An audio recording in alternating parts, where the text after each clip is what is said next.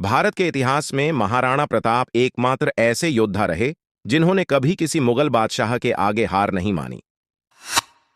हल्दी घाटी के युद्ध के बाद तो अकबर इतना डर गया था, वह सपने में भी महाराणा प्रताप के नाम से चौंक जाता था और पसीना पसीना हो जाता था। इतिहासकार ये भी बताते हैं कि अकबर महाराणा प्रताप की मौत की खबर सुनकर रोया था। आपको हल्दी घाटी के युद्ध से जुद्धी कुछ रोचक जानकारियां बता रहा है। भारत के इतिहास में महाराणा प्रताप हल्दी घाटी के युद्ध के लिए भी प्रसिद्ध है। 1576 के हल्दी घाटी युद्ध में 20,000 राजपूतों को साथ लेकर प्रताप ने अकबर की विशाल सेना का सामना किया और महज चंद मुट्ठी भर राजपूतों ने मुगलों के छक्के छुद्दा दिए। इतिहासकार मानते हैं कि इस सेना में कोई विजय नहीं हुआ, लेकिन महाराणा प्रताप और राजपूतों का युद्ध कौशल देखकर अकबर घबरा गया था। इसके बाद भी महाराणा प्रताप और मुगलों के बीच लंबे समय तक युद्ध चलते रहे। बाद में महाराणा की सेना ने मुगल चौकियों पर आक्रमण शुरू कर उदयपुर समेत 36 बेहद अहम ठिकानों को अपने अधिकार में ले लिया। 12 सालों के लंबे संघर्ष के बाद भी महाराणा प्रताप अकबर के अधीन नहीं आए।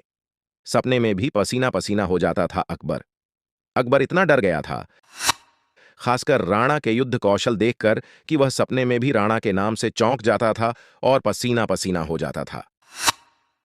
यही नहीं, लंबे समय तक राणा की तलवार अकबर के मन में डर के रूप में बैठ गई थी।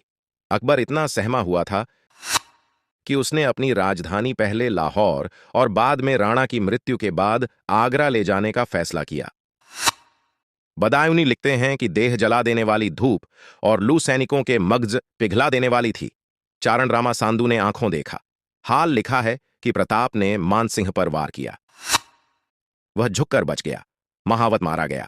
बेकाबू हाथी को मानसिंह ने संभाल लिया। सबको भ्रम हुआ कि मानसिंह मर गया। दूसरे ही पल बहलोल खां पर प्रताप ने ऐसा वार किया कि सिर से घोड़े तक के 2 टुकड़े कर दिए।